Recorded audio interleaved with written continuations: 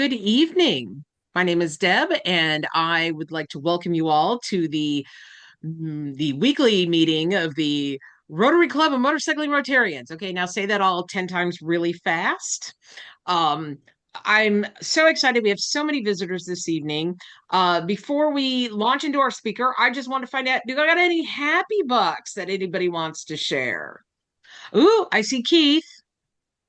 Yes, well, not really a happy buck. It's really a sad buck. But today, Carol and I drove up to St. Petersburg, Florida, and buried my Vietnam brother, one of my closest Oh, friends that we shared many experiences from Vietnam, and he died of cancer. Another Agent Orange victim. So it was. I will be sending in some happy bucks for Steve. well, we will think very fondly of him. Thank you for Thank sharing. you. Anyone else? Anyone? I Mr. Jerry. I had the opportunity to preach Sunday at a church in Iowa, a little bitty church of about I think there's 15 adults and 4 kids that were there, and it went over good. I was a little nervous about it, but went over really good. They ended up collectively donating close to $800 towards my future work in Guatemala. So I'm That's like, wow, awesome. that caught me off guard. So it was pretty cool. That's wonderful. Wonderful.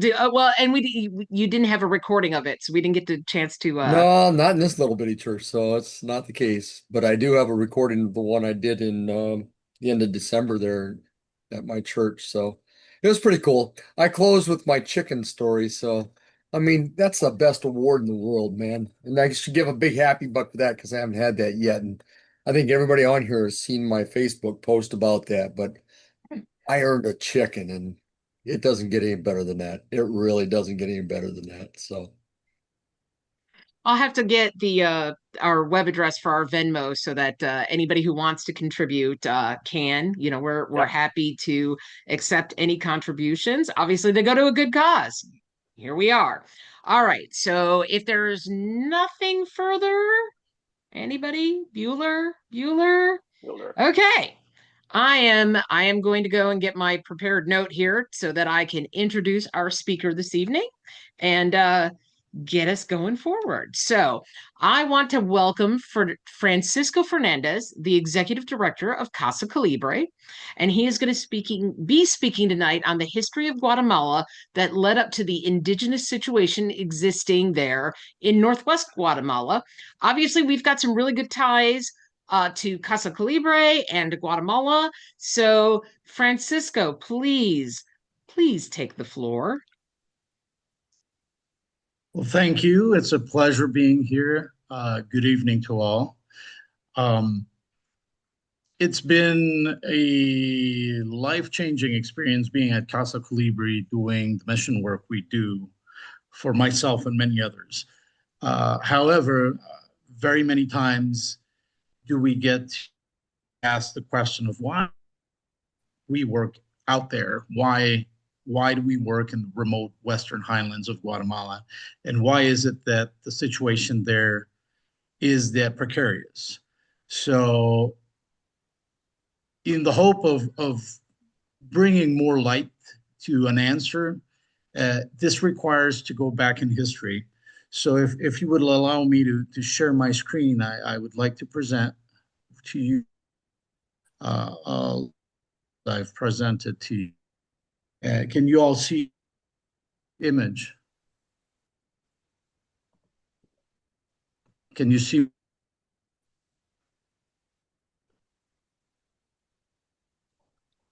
Not I seeing cannot it see it. No, yet, but I I think I can't. had it open for everybody to share. It didn't deny you, did it? Let me do this again. Uh, okay, There you ah, are. Oh, there there we there we we are. are. go. All right. Okay, so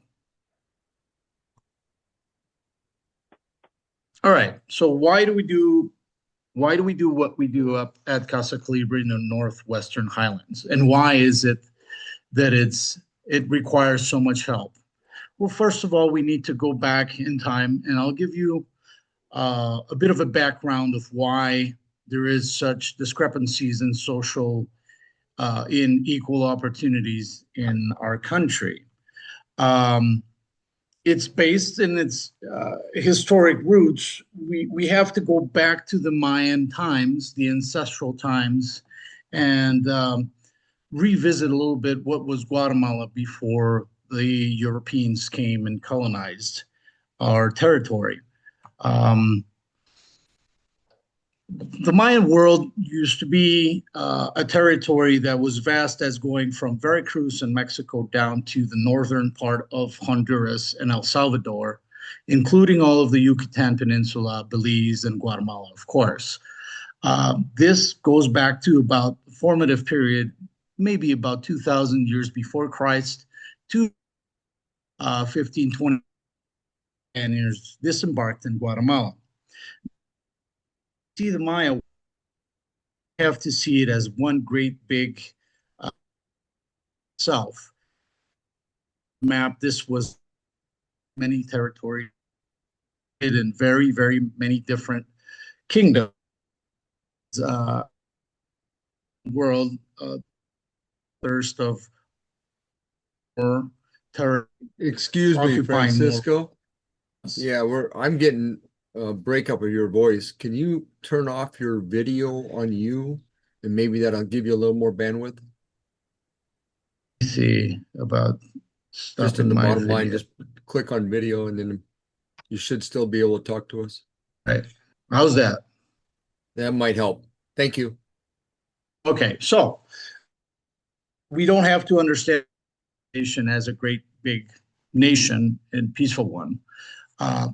Maya civilization had its own civilization, its own strata, its own social pyramid, of course, and its own thirst of occupying more territory, like we had before the Spaniards. So as you can see on the map, this was universe of the it is estimated that, like you could sure, that would hold up to about 150,000 people or more. Epicenter, a social, very, very unique, of a very point pyramid, like you can see on this image. One priest, and slaves combined of the society of the moment. So as you can, historic has been an opportunity and also the third of more territory. And so led the Maya collapse was overexploitation of the territory. This is a LiDAR image that would give us an idea of what great cities like Tikal would look like at their peak. And when they started collapsing, their economical system collapsed due to overpopulation, due to over-extraction of resources, and therefore a very, very fragile political system. Mayans did not disappear. Mayans left these great big sites, migrated to highlands in the Guatemala, more fertile, better structure. Ancestral speed collapse was an exploitation of a very, very few and to the mass society itself. So when the Mayas decided to abandon these sites, they sort of reorganized, much like you see in Native American tribes. It was more of a tribal society. It was more of a council type, a more horizontal political structure and economical structure that the Mayans chose to have. The problem with this Maya Empire fractured into smaller proportions that when the arrival of Spaniards took place, it was relatively easy be successful at conquering this territory. This is the inflection where you start in the social structure and the structure of Guatemala. Why? Disembark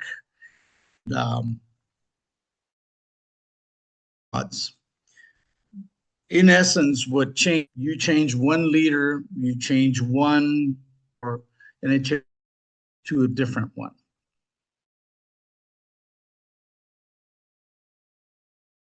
Guatemala, not only were they mistaken for gods and divinities, they had certain advantages over. They were different. They came with different ideas. They came with different political systems. They came with different ambitions as well. So the Spanish crown itself, in a very clever way, decided to create what we call in Spanish las encomiendas, or what we call the commissions. So the Spanish crown would commission their new monarchy in the New World. They would commission them great portions of land with local Aborigines or local indigenous people that were at their service. Therefore, they could tend to them, they would make them produce wealth through agriculture, and they were in charge, or they were commissioned to make them become Christian.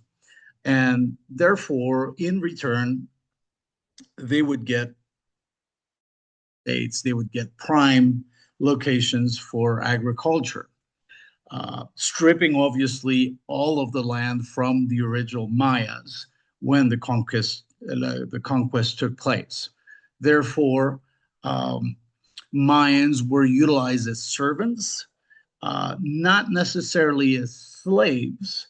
They were considered to be more knowledgeable in terms.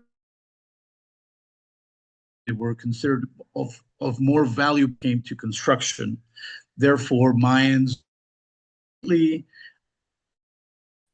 enslaved, but at the same time, obviously, were completely abused and stripped of all of their belongings and all of their productions.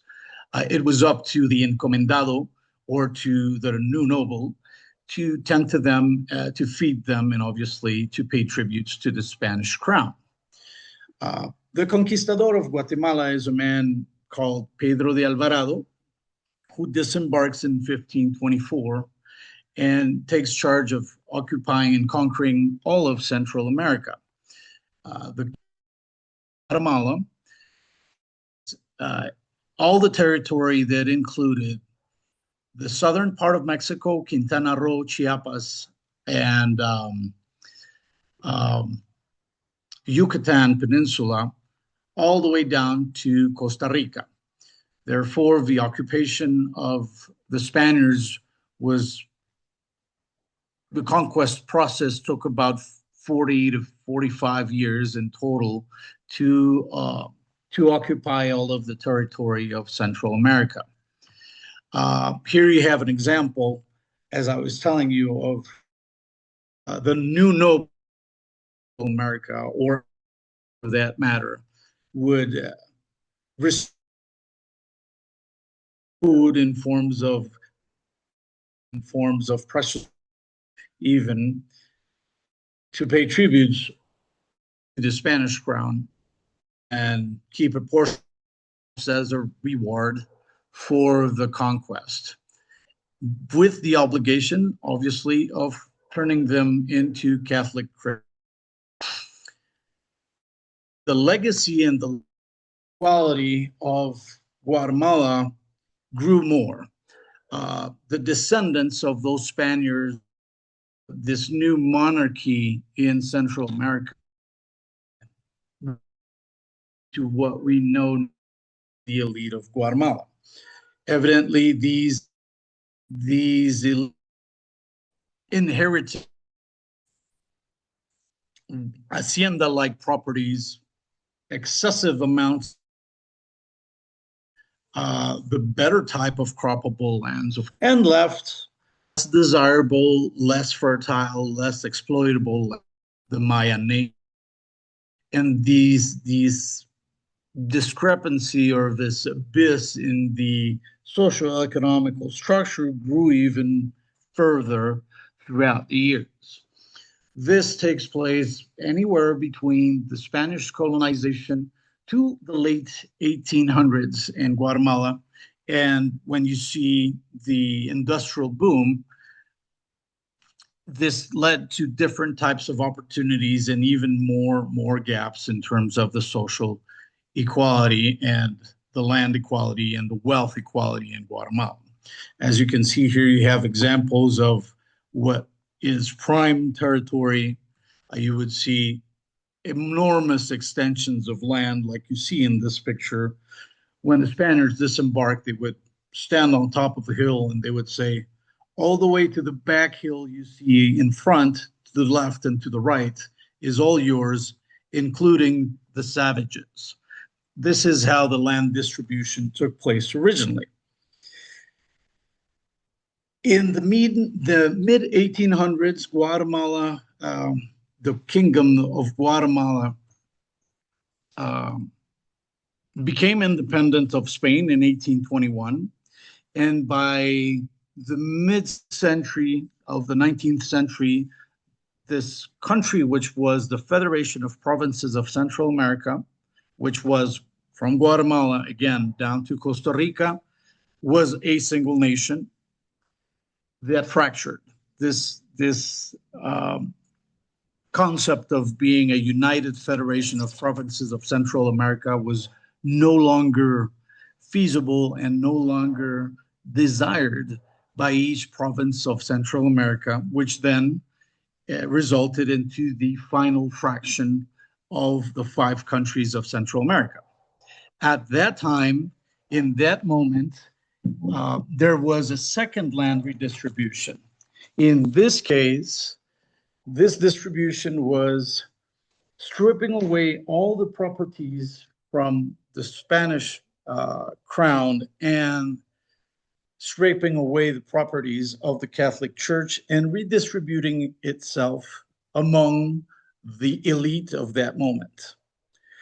Part of this problem, again, Guatemala natives or the lower class of Guatemala obviously did not receive any land grant or receive any land in this new redistribution. It was kept among a small group of powerful families that ran the country. In the same moment, we then have foreign companies that disembark in Central America and the Caribbean for extraction of fruit.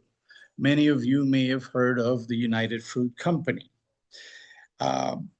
In this case, when the United Fruit Company came to Guatemala, the politicians and the elite of Guatemala saw the opportunity of expanding commerce of locally grown produce to other countries of the world like the United States. One of the prime products of export back then was fruits, especially bananas. So many of you may have heard of Chiquita Banana. Many of you may have heard of the United Fruit Company installing itself and installing railroad systems. They installed the ports. They installed all of the infrastructure to be able to export these products. Nevertheless, this became throughout Central and this became in terms of creating even more gaps in the society in Guatemala. For example, these big companies used to have their own commissariats. There used to be their own monies of circulation within the properties, within the plantation. So basically, it was modern age slavery, quote unquote. People would get paid. However, this money would only be valid within the plantation. Um, this happened because it was only until about 1902 that Guatemala had an official currency issued by the Central Bank of Guatemala. This currency is called el quetzal. So, taking advantage of those technical gaps and those legal gaps, well, these companies had the capability of getting by with this kind of practice. However, it created a big impact because at its peak, the United Fruit Company would be able to export around 245.5 million banana bunches per year, which you wouldn't see anything in return in Guatemala for the government in terms of taxes, in terms of any other kind of tribute to Guatemalan state, because it was negotiated from the beginning when the United Fruit Company came into Guatemala and set its negotiation terms. We have to bear in mind that most, up until the 80s in Guatemala, most presidents of our republic have been militaries. It was a very, very, very military, very, very strong military and dictatorship practices in Guatemala. So we used to have anywhere between 1905 to about 1944, a lot of repression, a lot of oppression, a lot of dictatorship style politic in Guatemala, which was very favorable for foreign companies, where they would be able to pay favors to the presidents of our countries in order for them to extract and exploit bananas in our country. It was until 1944 where Guatemalan society revolted and decided to have free elections and civil elections. And in 1944, we had our first civilian president ever in the history of Guatemala. This was a short period of time. This was 10 years of what we call the Guatemalan Spring, where the idea was to be more of a democratic style leadership of our country, where we implemented the Social Security, where education was taken more seriously. There were more efforts to bring development to the rural areas of Guatemala, medical services, hospitals, the right of women for voting, et cetera, et cetera. With that, there was the intention of becoming more equal as a society, and therefore a ruling was issued reform. Reform in Guatemala took place approximately in 1952, and the spirit of this land reform was that great companies and very few people in our country held the majority of the croppable land of Guatemala, but didn't use it all. So the president of the republic then decided to pass a bill to redistribute land that was not in exploitation, which was the case of the United Fruit Company back then and many, many other landlords of Guatemala. Evidently, this was not appreciated. And this specific action led to one of the most terrible passages of our history, which was initiated with a coup d'etat in 1954 to the president Jacobo Arbenz. He was accused of being communist, and he was accused to favor the communist revolts of all of Latin America that was taking place at the same time, and evidently was accused by the Central intelligence agency of the United States of attempting against the United States interests back then. So the CIA mounted a coup in 52 and placed a pro-American military government in 1954. This should have been and would have been a transition period according to the way the coup d'etat was justified, but instead it took a turn for the worst and derived into a civil war that took 36 years of our history. This civil war, people rose in arms in 1960 to 1996. The problem with this is that these governments we had were defending the interests of these large corporations and powerful families in our country, large corporations of Guatemalans and foreigners, like the United Fruit Company. They undid the bill of the redistribution of land. Great corporations got their land back, only to file for bankruptcy in the later 1970s, mid 70s, given that there was so much violence going on in Guatemala for the Civil War.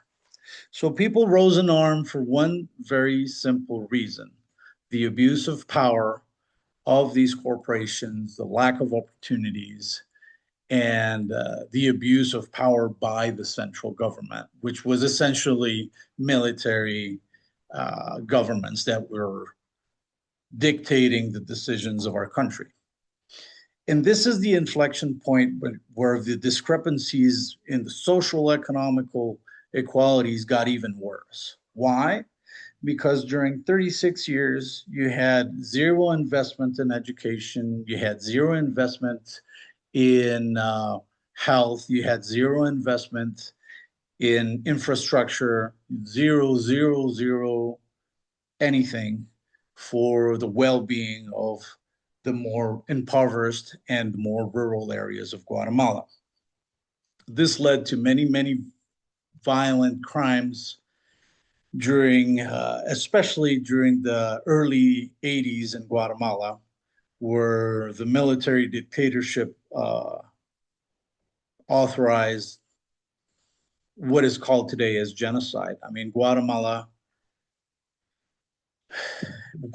had somewhere around 300,000, and this is an estimation only, 300,000 people killed during this conflict, and the majority of them were assassinations, were mass assassinations in villages by the military of Guatemala that had no decorum, that had no rules of engagement, just with the direction of wipe all the villages out of the guerrilla existence. We don't know who to identify as guerrilla, so go in the villages, raid the villages, burn it down, kill everybody.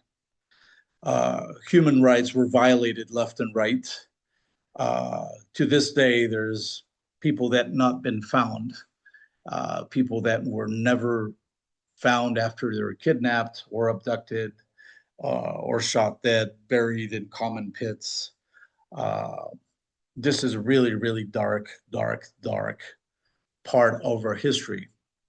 And this is where the greatest economical impact unleashed itself. You imagine being in the Western Highlands of Guatemala with no access to go in and out, with no infrastructure, with no schools, with no health, with nothing but civil war and conflict. Fortunately, we were able to sign our peace accords in 1996. The military reduced itself to a 30% of what it used to be. It was passed by Congress that no military active military person would ever be able to be president of our nation evermore. And things settled.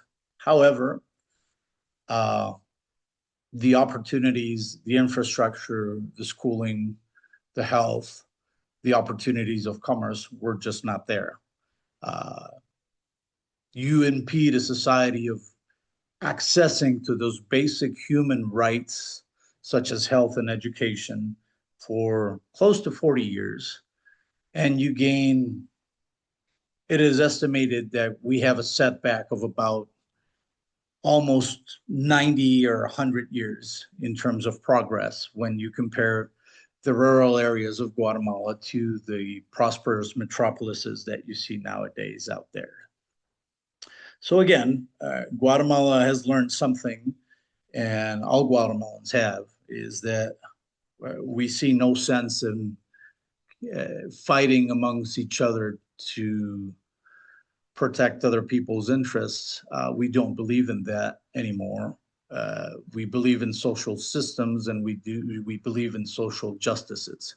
However, we have 500 years of inheritance of these elite families nowadays that are direct descendants of some of the encomendados, or the Spanish commissioned noblemen.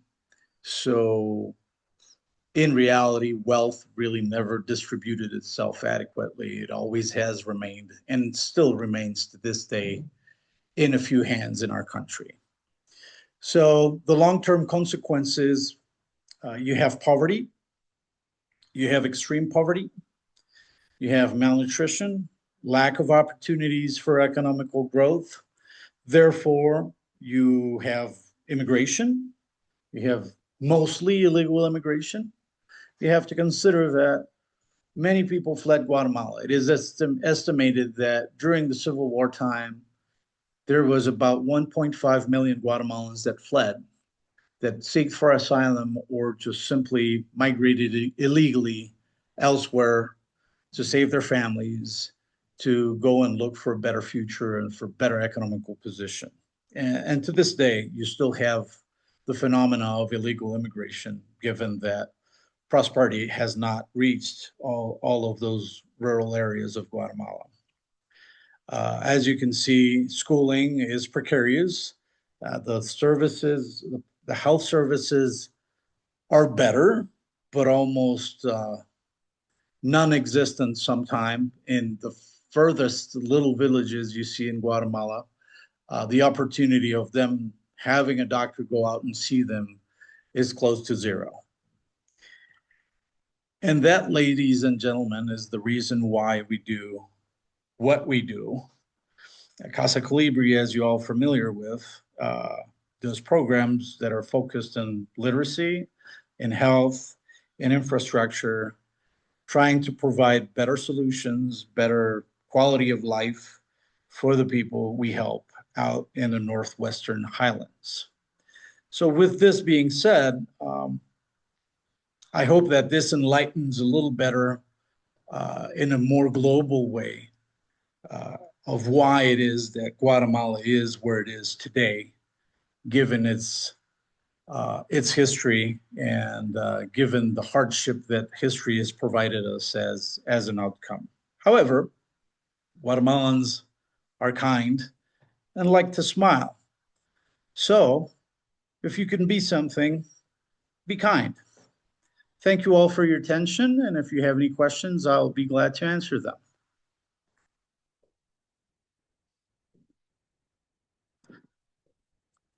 Good job, Francisco, as always. Can you give us a little background as to how you came to be the executive director of Casa Colibrí? How I became the executive director of Casa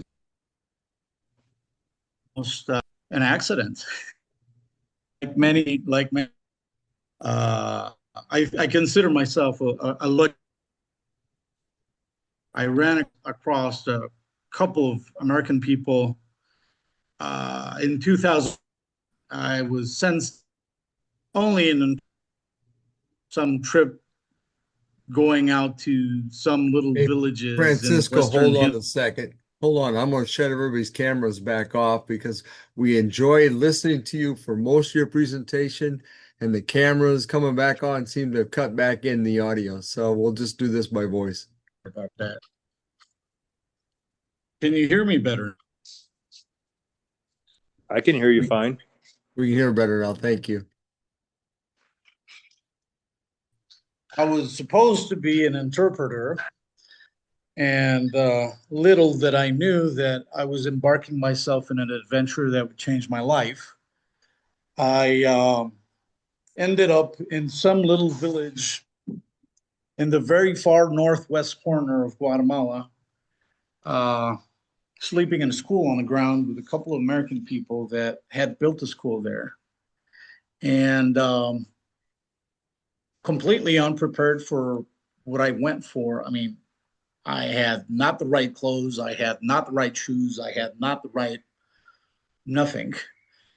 Only, only good spirits, and I saw the real poverty of my country. I mean, you don't see poverty like you see it out there close to Guatemala City or Antigua, where near where I live. You see poverty, but not at that level. And watching the kids play out there with nothing, with no shoes on, with not a raincoat, with cold and misty and rainy and muddy inside of thatched roof homes, but they still played and they still smiled. So that caught my attention. It made me humble, and it made me want to go back and participate. Until I met Jay and Linda Eastman, um, and then I saw the dream they had and kept on participating with them. And basically, one thing led to another. And here I am with this life changing experience that has lasted about 25 years now. So this has been good. In essence, I never read the fine print, and here I am. Well, I will tell you that you are an excellent ambassador for Casa Colibrí. Your love and your competence have made you a really an indispensable part of Casa Colibrí. I great respect for you, my friend. Thank you. Appreciate that, Brian.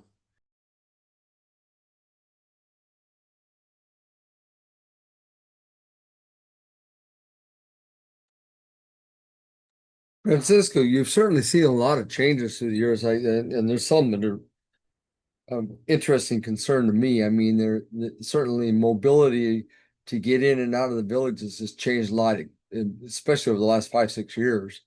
But I've come on board about, I don't know, 14 years ago, but before that, there had to be a lot of mistrust in that area from the locals to us outsiders. Can you comment on that?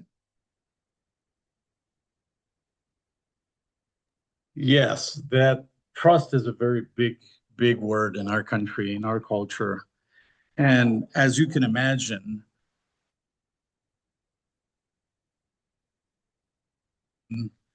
fooled by the Spaniards many times, have been taken advantage of them historically. Trust is not something that came by very easy. I think that most importantly, trust came because of presence. I think it came because of us not giving up, continuing back and helping people and showing your real self. I would have to say that from my own experience, I can almost identify people starting trusting us, probably, at least for me, maybe 7 or 8 years after I disembarked there the first time. You know, it took that long for people to really open up to you and finally, you know, giving away the most important thing they have, which was trust, you know.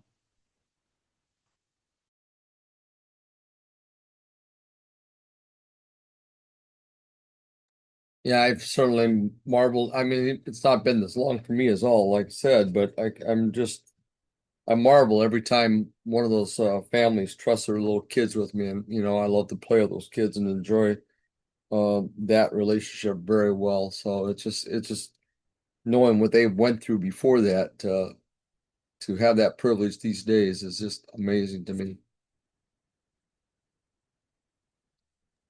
Yeah, and, Uh, and I mean for everybody else involved in Casa Colibrí, I think I can speak for everybody. The local people out there are some of the kindest people you can run your path, your path across. You don't see this very often. The amount of smiles, the amount of trust they give you, the amount of kindness they give you back. I mean, this certainly has changed a lot of lives. Our intervention has, but it certainly has changed my own and affected directly the way that my family is nowadays based on this encounter up there in the Western Highlands of Guatemala. Hey, Francisco, just because maybe everybody does know this or maybe they don't, but would you mind explaining who Casa Colibrí is and what they do? So Casa Colibri is a nonprofit organization. It's a registered 501c3 in the United States, and basically our mission is to provide um, health, education, and infrastructure services for the people of the Western Highlands. So basically, what we do is, as much as we can, we try to provide education and health programs uh, to improve the quality of life of the inhabitants uh, of the northwestern corner of Guatemala. We work especially with indigenous Mayas. There are two ethnic groups or three ethnic groups of the Maya civilization that are present in our area. And so anything from medical missions, we have a mobile clinic, we do prenatal care, we have permanent staff there. They're all Mayan. They're all Mayan professionals that go out and visit the villages and deliver care. We have literacy programs. We've done infrastructure programs as water and sanitation projects. We are now with the local Ministry of Health to their staff to provide them with more tools and more capabilities of providing good quality health to more villagers throughout the whole county of Barias, which is where we work out of. So that's basically what we do. I can add in that, for the many years we've been servicing about 40 villages, which comes to about 15,000 people these days. We've had some very recent success and greater trust from the government health system in that area. And I'd ask you to comment on that and how much of a bigger impact we're able to make because of that new trust. Well, we've kept a good relationship with the local authorities, and this reminds me of a little interesting side note. I went to look for some data to implement some of the projects that we do that are actually the project that is growing throughout the whole municipality of Barias. And I spoke to the director of the health department and I asked them, we need specific statistics for pregnant ladies and from children from 0 to 6 years of age. We're looking to implement a program that, involves this target population. And he says to me, only because you're survived the test of time and you're the only international nonprofit organization that works in our county will we provide you the information. So with that, nowadays, with the same program, which targets pregnant ladies and early years of childhood and health, we'll be able to impact the whole county. That this is somewhere around 4,000 women in pregnancy stage and about 20,000 kids directly. But this affects indirectly a population of about 195,000 people throughout these alliances that we've been able to create and sustain with the local government.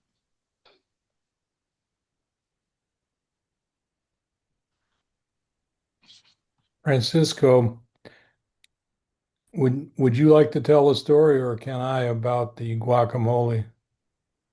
Guacamole, that's right. There are two things that are very important in our country.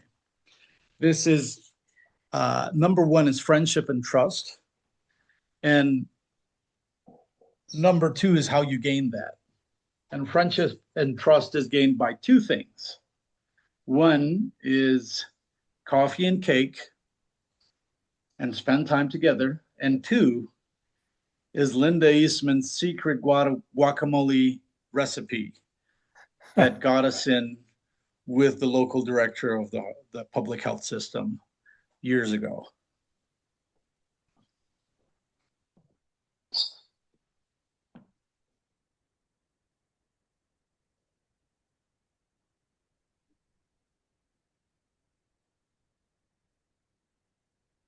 Everybody went quiet. Yeah, everybody, I thought I'd lost your signal. Well, I'm Oh, gonna no, say, we're I'm going to say we're more on. about it because it's kind of a funny story. When we first got that clinic built and opened up, and that was at least 20 years ago, we went there to have a clinic.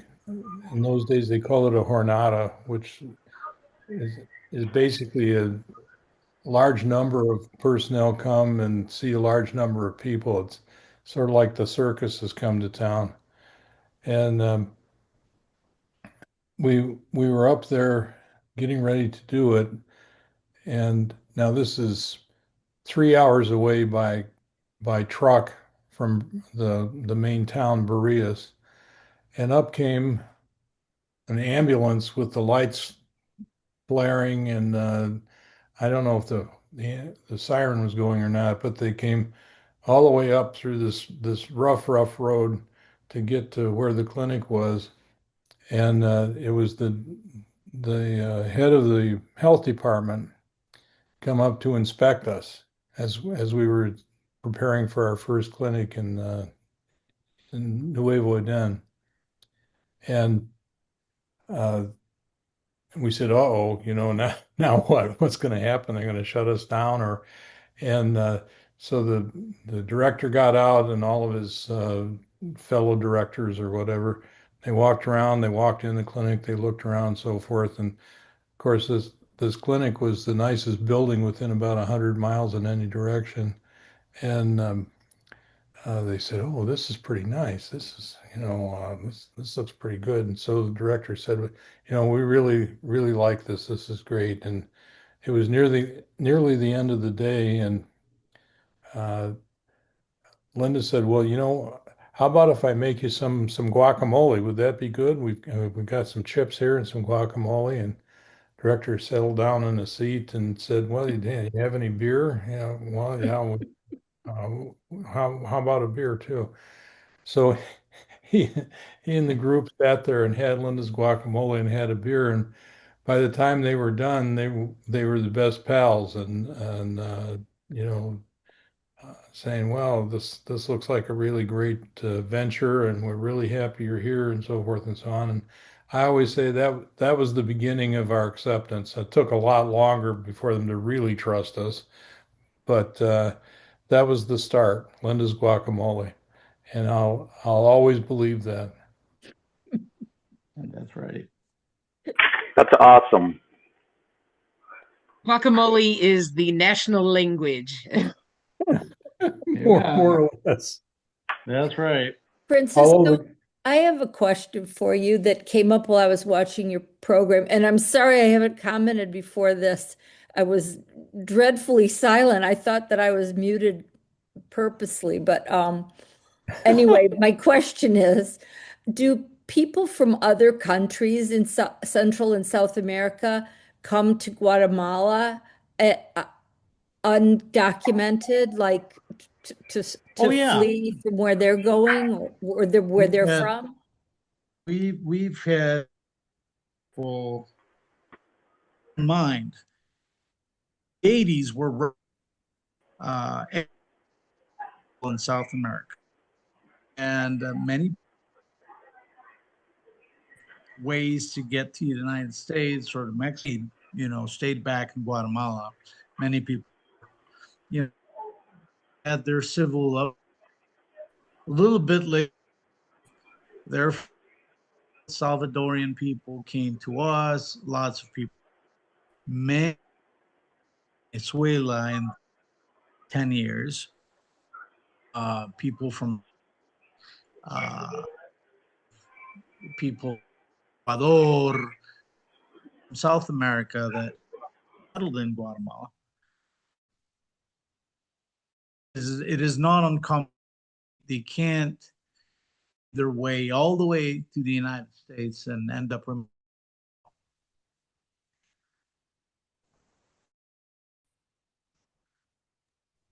Francisco, you're breaking up again. I don't know why. I've got everybody muted and turned off, but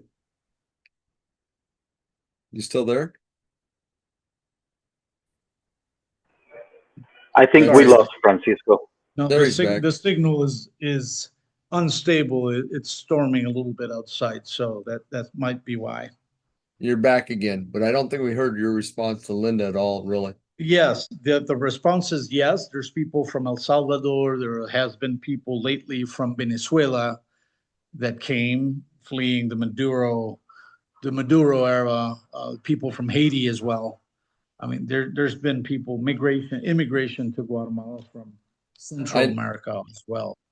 One of my Spanish teachers is actually an illegal in Guatemala from Nicaragua. Correct. That is true. That many people have come and found a place to live at in our country. Francisco, can you opine on how the average Guatemalan sees the taking of Maduro from Venezuela? Well, it's good and bad. The Take a rich country with resources and have leadership like that is never a good thing. We've experienced that in the past. We know what it feels like. Therefore, it's a good thing that Maduro is no longer presiding this country. What is highly criticized is the way things were done. But overall, I think that taking Maduro away from dictatorship in Venezuela is a good thing. The bad thing is the long-term aftermath. What there seems to be no concrete plan for Venezuelans internally to bring them out of this situation.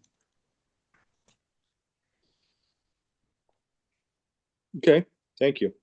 Yep.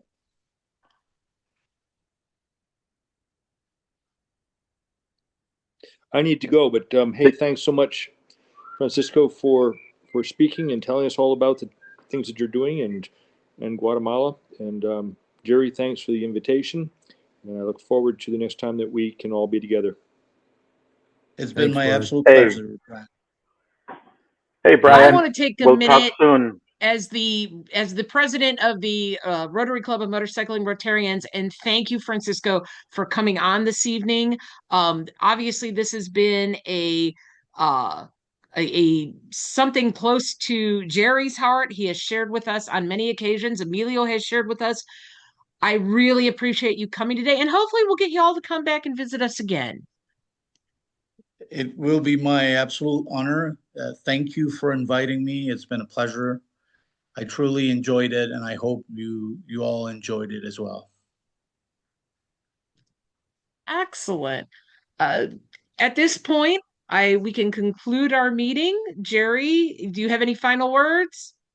Oh, I want to personally thank Francisco. I will shortly hereafter work on the recording and have that up online, hopefully within the hour, that others can share if you wish. Thank you, everybody, for our guest. A lot of people don't realize, but most of our guests are Rotarians and other Rotary clubs as well. And so I thank you guys for joining us today. And we will, like I said, I will share with you the recording and to the other people that were invited. Thanks, Deb. Deb, could I say something before we all sign off? We really appreciate all the support that the motorcycling Rotarians have given us over the years.